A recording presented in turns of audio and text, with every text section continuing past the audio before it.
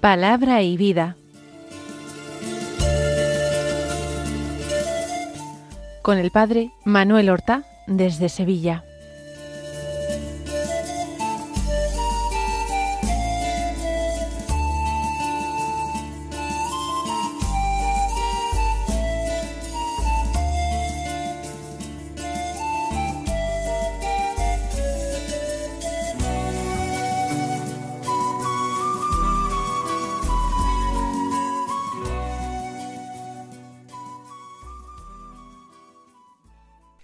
En el nombre del Padre, y del Hijo, y del Espíritu Santo.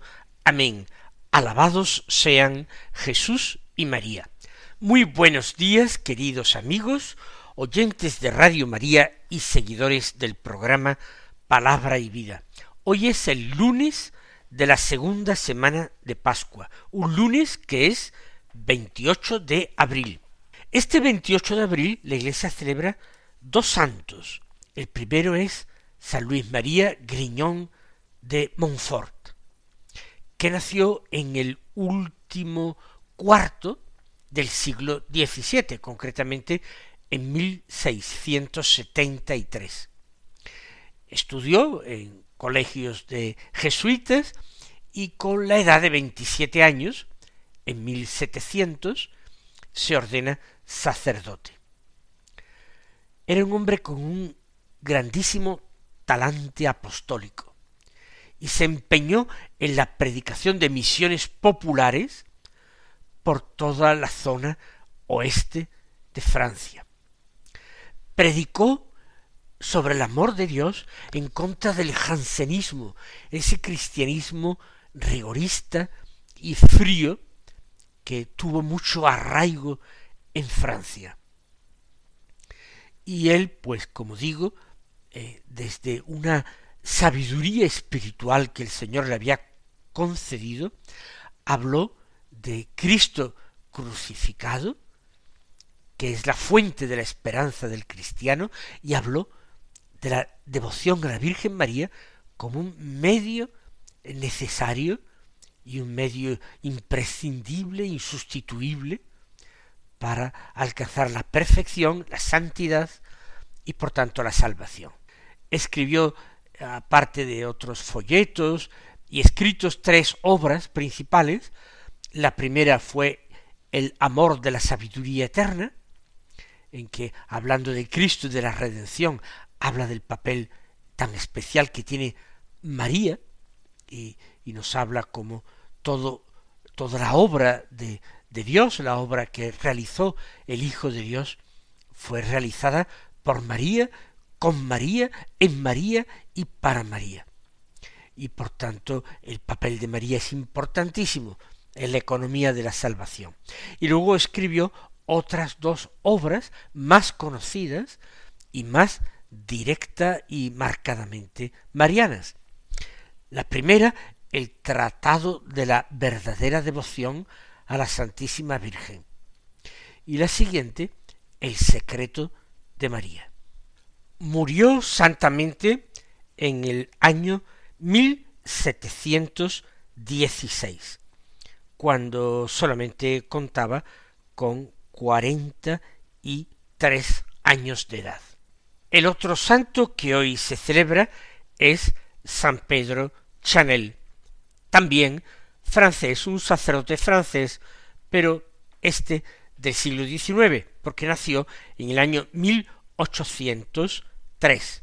Y después de hacerse sacerdote diocesano y ejercer como tal durante algunos años, ingresó en una congregación religiosa, en la Compañía de María, y marchó a Oceanía como misionero.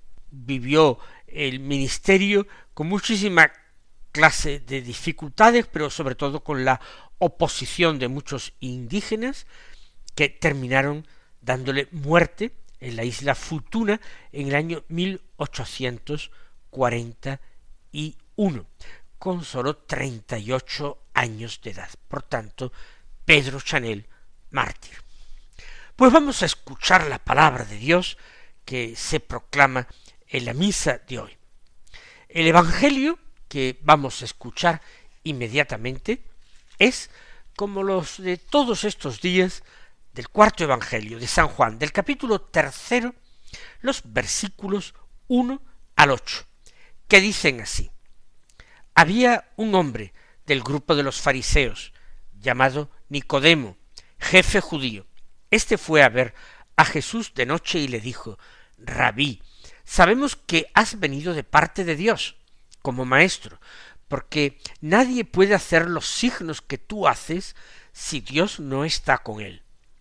Jesús le contestó: en verdad te digo, el que no nazca de nuevo no puede ver el reino de Dios.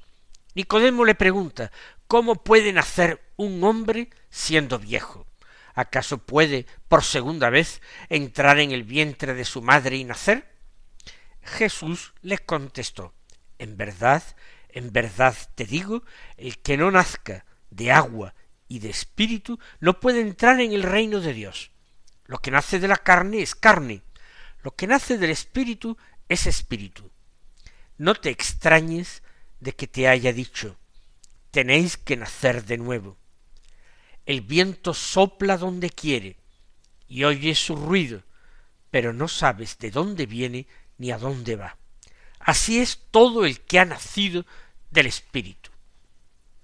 Es un fariseo y miembro del Sanedrín el que viene a hablar con Jesús de noche. Es llamativa la cuestión, porque es que este personaje no aparece en el resto de los evangelios, y solamente lo menciona el cuarto evangelio al final, en el momento de la sepultura de Jesús. Es un discípulo a escondidas, un discípulo cobarde, alguien que sin embargo confiesa en plural: sabemos que has venido de parte de Dios como maestro.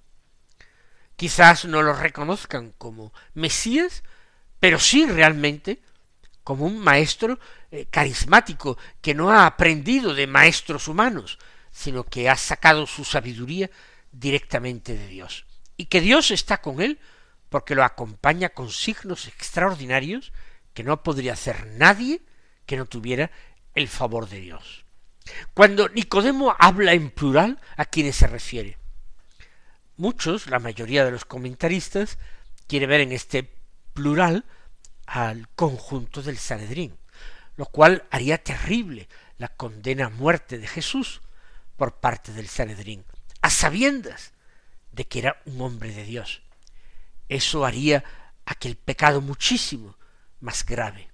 Pero aquí el tema fundamental, central del texto, es el tema del nuevo nacimiento, esa expresión que desconcierta a Nicodemo y pregunta con ingenuidad si acaso un hombre, siendo viejo ya, puede volver a entrar en el vientre de su madre para nacer de nuevo.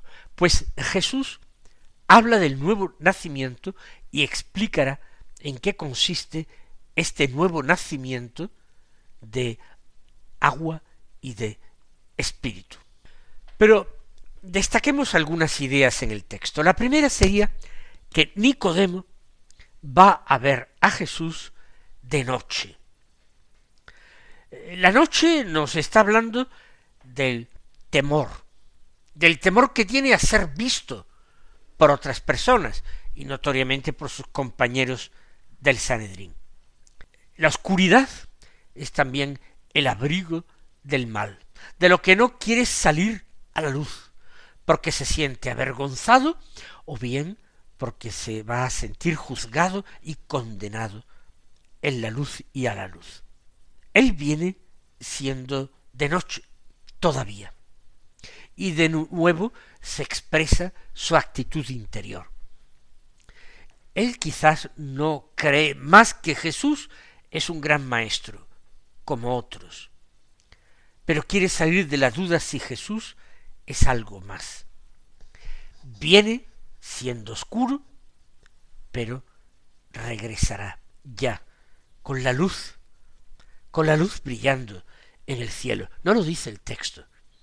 Nos imaginamos que las palabras de Jesús han iluminado su espíritu.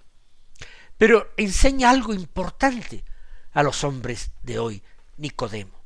Y es, aunque sea con miedo, con dudas, con confusión interior, desde la oscuridad podemos acercarnos a Jesús si tenemos buena voluntad.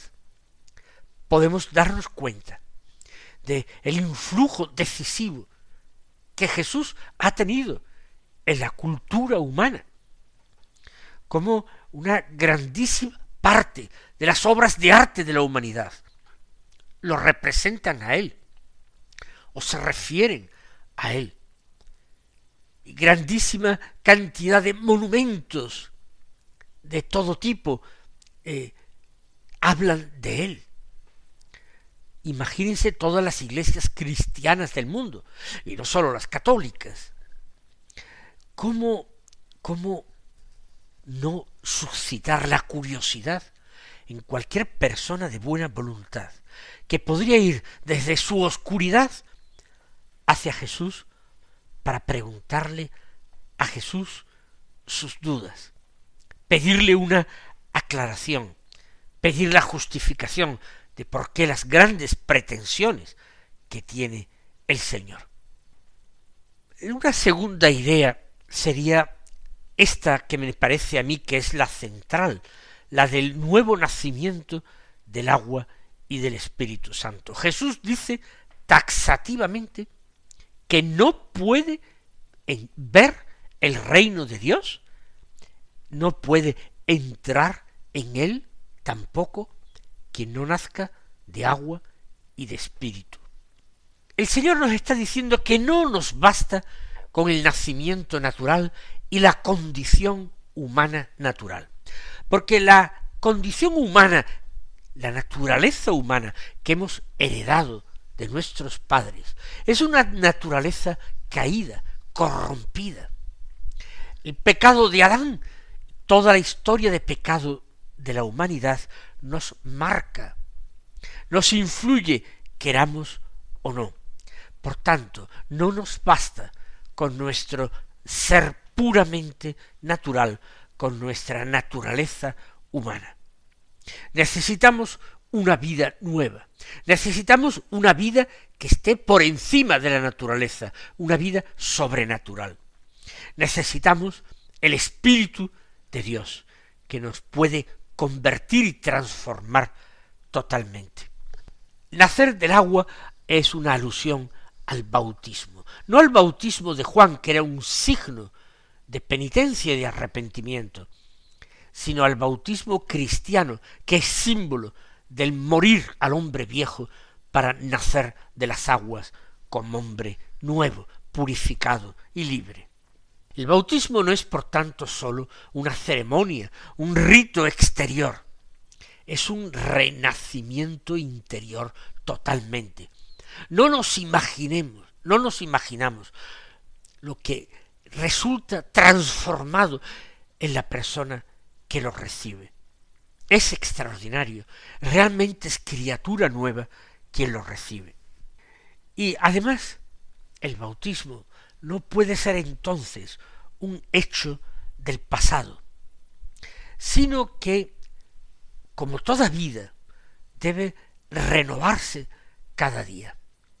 El bautismo como vida sobrenatural, infundida en nosotros, tiene que ser alimentada y tiene que ser cuidada y tiene que ser renovada continuamente. Es importante el bautismo, por eso son muy importantes en la Iglesia católica los misioneros, las personas que llevan el Evangelio a todos los hombres, que no se conforman con alimentarles con alimento natural, que no se conforman con proporcionarles educación, alfabetizarlos y construirles escuelas, que no se conforman con dotarles de centros sanitarios y construir para ellos hospitales.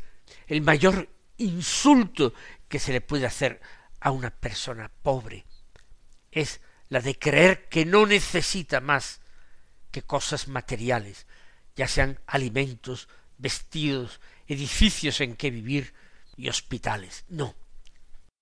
Todo hombre necesita a Dios y todo hombre necesita a Cristo, el Hijo de Dios enviado al mundo para revelar el rostro del Padre, para hablar de lo que había visto y oído, para dar testimonio de el Padre Dios, del que Él era su verdadero rostro.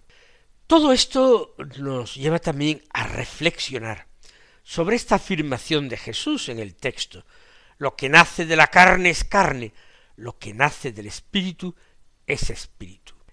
Lo que he dicho antes, una naturaleza humana caída, corrompida, imperfecta, incapaz, por tanto, de tener la vida y de retener la vida.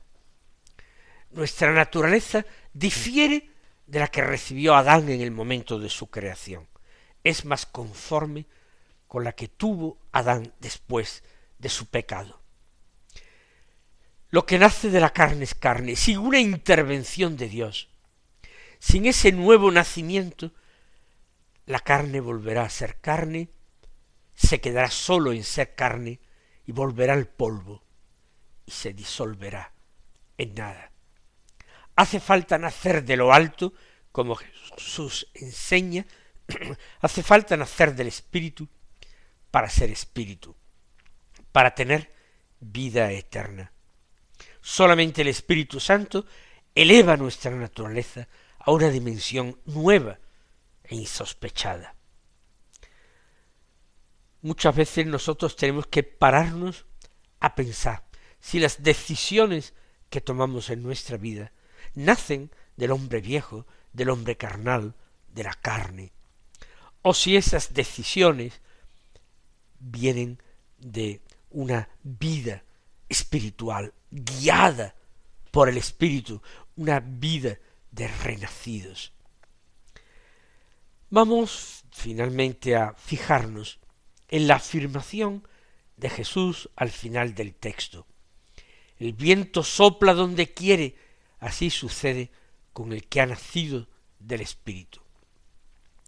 Para los antiguos era imposible discernir el origen y la naturaleza del viento.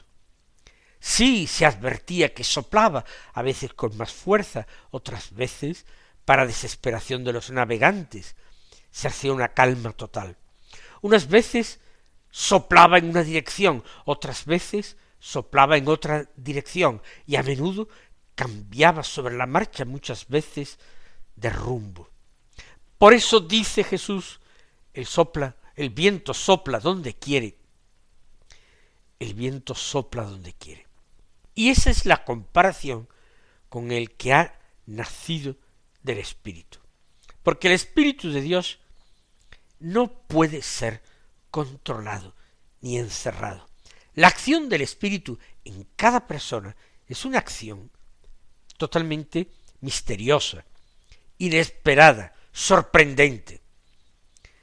Piensen en los santos canonizados que hay en la Iglesia. No hay ninguno que sea igual a otro. Cada uno fue llevado por el Espíritu de una forma distinta. Cada uno de ellos, el Espíritu les sugirió algo distinto. Nosotros también no debemos tener miedo a la acción de Dios en nuestras vidas. Debemos con confianza plena abrirnos a la acción del Espíritu, dejarnos conducir por Él, aunque no sepamos siempre a dónde nos lleva, aunque no controlemos ese proceso. Es la aventura de seguir a Dios en la vida de cada día. Esa es la que nos muestra Jesús en el Evangelio.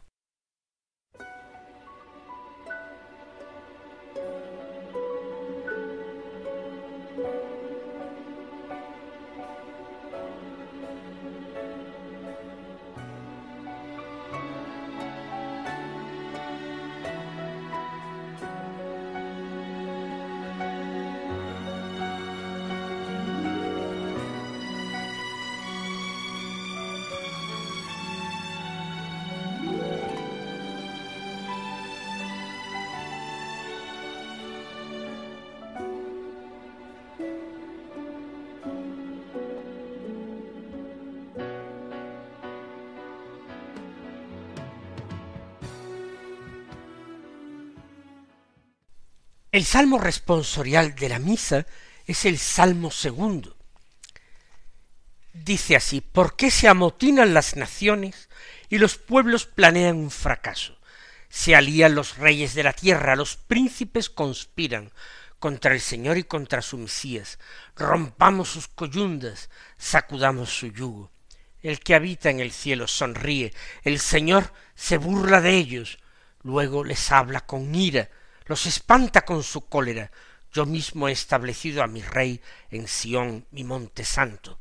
Voy a proclamar el decreto del Señor. Él me ha dicho: tú eres mi hijo, yo te he engendrado hoy. Pídemelo, te daré en herencia las naciones, en posesión los confines de la tierra. Los gobernarás con cetro de hierro, los quebrarás como jarro de loza. Es un salmo muy hermoso que posiblemente era cantado en las ceremonias de entronización de un rey en Jerusalén. Fijémonos en los puntos más importantes. El primero: ¿por qué se amotinan las naciones y los pueblos planean un fracaso? La rebelión de los poderosos es inútil frente a la voluntad de Dios. Todos esos planes y conspiraciones humanas son vanos, no sirven para nada. Puede ser que a nosotros, sumergidos en la historia, nos parezcan terribles amenazas. Para Dios no es nada. Dios se ríe de todo eso. Hay que ser valientes, por tanto, porque colocándonos de parte de Dios, nos colocamos en el bando vencedor. La segunda idea: yo mismo he establecido a mi rey en Sión, mi monte santo. Dios tiene su plan, y su plan es totalmente firme. A su ungido, que es su hijo, lo ha puesto como rey, y nada ni nadie puede arrebatarle la soberanía a ese rey eterno y Señor universal, que es el Hijo de Dios, que es Jesús. Y la tercera idea: ese Hijo, Mesías, ungido, es proclamado como tal, como hijo. Tú eres mi hijo, yo te he engendrado hoy.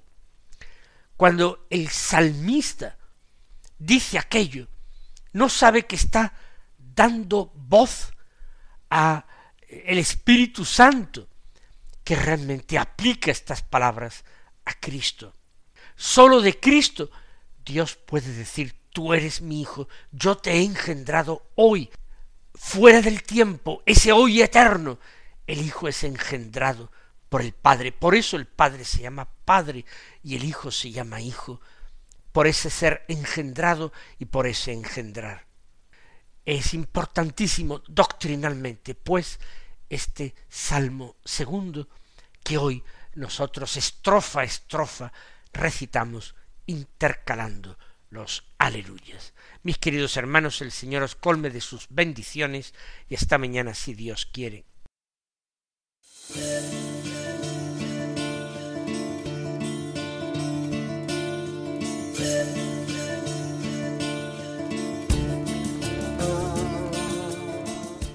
Han escuchado en Radio María Palabra y Vida, un programa que dirige el Padre Manuel Horta.